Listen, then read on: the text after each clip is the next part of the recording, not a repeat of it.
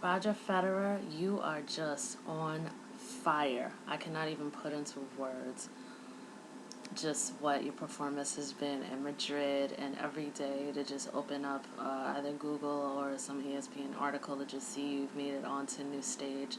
So, this is good news for us fans. So, wow, kudos to you. I'm trying to change up my vocabulary because you're doing so well every single day. I'm trying not to use the same words. But tomorrow, I believe you play. I could be totally wrong on this, but the absolute best of luck to you. Um,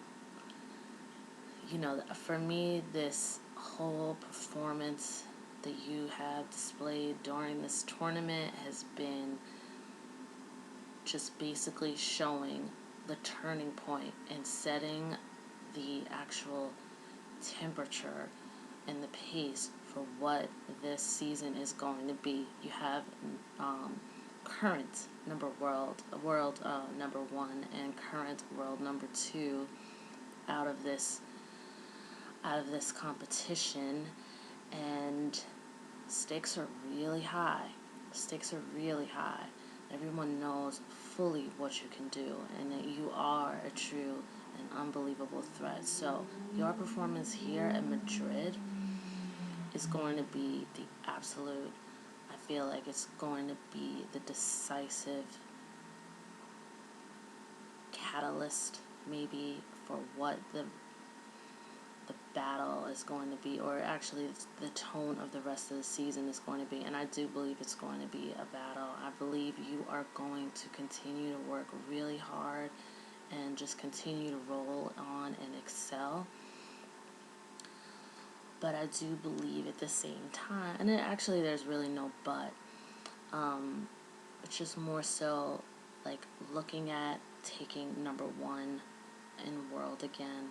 Are you ready for that, what I call heat and intensity management? Because there's going to be a lot of intensity. And actually what it makes me think of is actually one of my sort of favorite movies, I guess you could say. I think it's a really good movie. It's called Das Boot, and it's a German film, and it takes place during World War II. It is taking place on a German submarine, so actually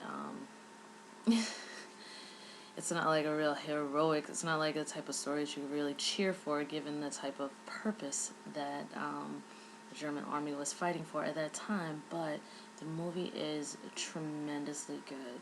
And there's this one point in the film where you have this just captain and his sailors who are just, I think politically they've just sort of had it, and they don't even wear the uniforms down in the submarine. It's just man versus man, and dog eat dog. And at one point in the movie, there's the guys in the submarine have seen quote unquote no action, so they finally happen upon these group of destroyers, these British group of ships, and they end up torpedoing like two huge ships. And then at the last moment, I think one of the guys is like looking through the little, I think a little scope, and they notice a destroyer right in front of them. I guess the destroyers were the ships that the boats that didn't go below sea level, that would actually destroy that actually would be in charge of like destroying the submarines. All right, get on with it. So after they actually destroy these two huge ships, and you can hear the iron of the ships really just breaking in half, and all the noise, you could hear all of it. These guys knew that they really pissed this destroyer off, and that that destroyer was going to be gunning the hell for them. And that's what this kind of reminds me of. when I say heat and intensity management, that now that you've performed just blaze a trail in Madrid and you've declared that you want to go for number one, that's going to send a ripple out into the tennis world, and it's totally okay because you are totally capable of taking number one in the world and running with it and keeping it more than anyone else. But I really believe that you have to the cost is gonna be higher than ever, and that's okay. You can do it. It's just gonna cost more to do it, and I think you already obviously know those things. But I think to run the race and to stay up at number one and number two, you're gonna have to stay more thirsty than ever. You will not be able to get comfortable for a moment. You have to figure out a way how to just stay constantly motivated to stay on top and to also just deal with all of these people gunning for you. It's just like jumping back to that boat that I was talking about in that movie. And once they destroyed those ships, the German submarines destroyed those ships and got the attention of the British destroyer. That British destroyer went after them like white on rice. And they started dropping all types of bombs and everything, and the German ship was just like really like just barely hanging on. But that's not your story, but the intensity of it reminds me, I don't know why, I just think Das Boot when I think Roger Federer is totally kicking butt left and right in Madrid. He's ready to take number one. He wants to. He's poised to move up in his ranking, and completely and utterly capable of moving back into the number one spot. And that's even clearer now than ever before in my book. So the heat and intensity management. You and Nadal actually, it's just, for you and Rafa, you produce the best tennis together. It's kind of like, a chemistry element. You're one element, he's another. When you come together, sparks fly, and it's just really interesting. People in the tennis world love your,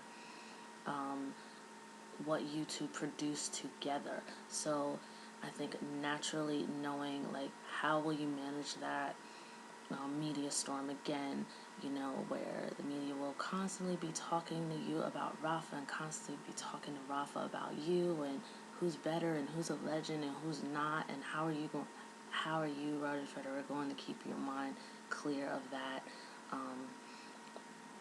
this time through. And actually, you've been on absolute highs of tennis. You've been through, maybe my opinion, because as a fan, I feel like I've been on absolute highs of tennis with you, and I've been at absolute lows. So I'm just going to go ahead and assume that you've been through the same thing. And I just feel like once you've been at the high and you've been at the low, you've seen everything, and there's nothing that anyone can really, truly put in your, on your plate to really throw you off too much, because you've been up, you've had and you have not, as they say. So I also just think that, there'll be a lot of talk in the media. There'll be a lot going on, because it's just what you and Rafa produced together in what you will call a friendly rivalry.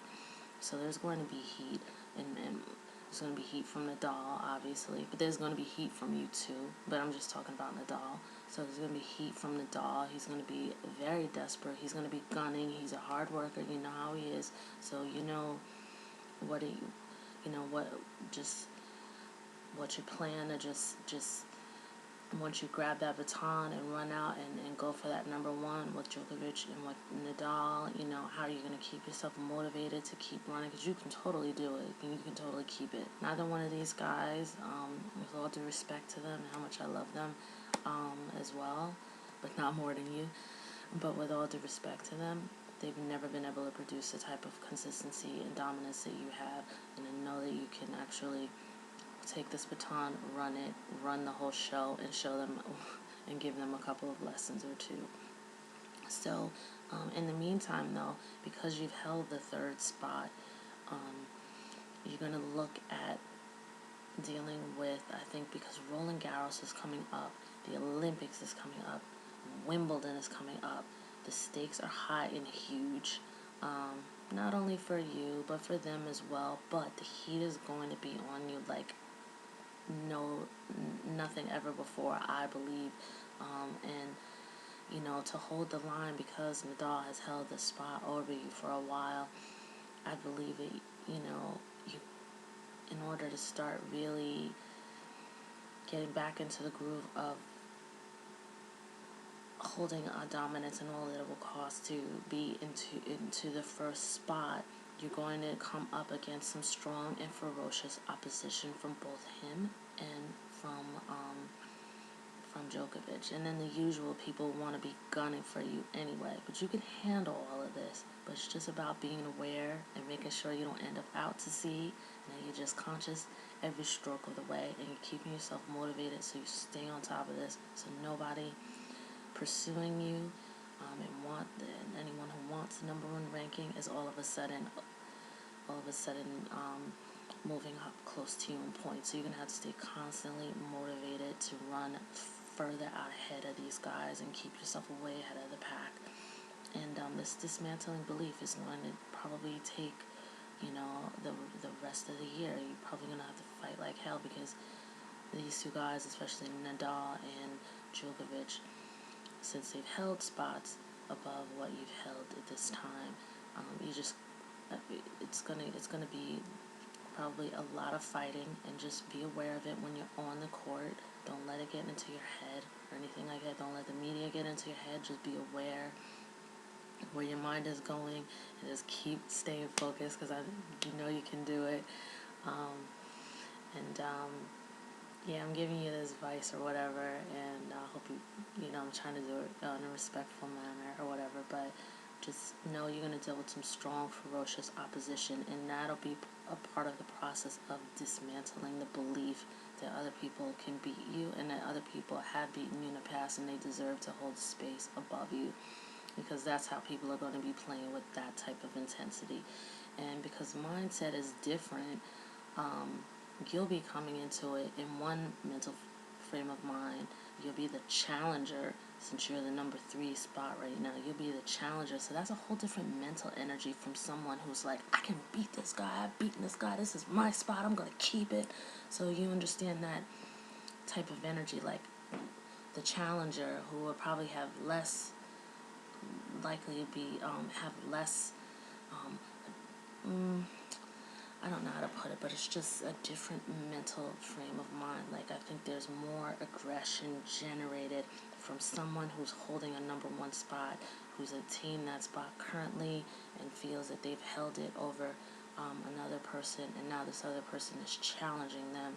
So I think there's more of a chance for real aggression, for real intensity to be generated from that person on the court. So if you're feeling that intensity, if you're feeling it from the media, feeling it from Rafa or Djokovic or anyone else, just hold the line. That's all I'm saying. Just hold the line, stay strong, keep playing through it. It's going to take a while to dismantle that belief system till you beat them, even though you've been beating them actually here and there. So, but it's going to take some time. So just hold the line, because they're going to throw every single thing they have at you, and you can handle it. You can handle it. But it's just about, I think, being aware and being very vigilant, and not, finding yourself out to sea, or whatever, but being very vigilant of how you're going to go and approach, go into a tournament. You know what to do. I don't even need to tell you what to do. Take whatever here is useful, take it, use it, because you're a champion. You've done it on your own. You're doing it with a coach. But I hope that if you guys are watching this video, that if there is anything useful, take it, use it, and go for it all. Yeah, absolutely. And people will be buzzing, talking, about you and Rafa. All that talk will start again, so you'll hear all that noise, and my suggestion to you is to do a clearing every time after you do an interview, after you deal with the media, just to keep the mind set and straight. So, good luck with everything tomorrow. Totally kick butt, totally behind you all the way. Keep going for yours, keep playing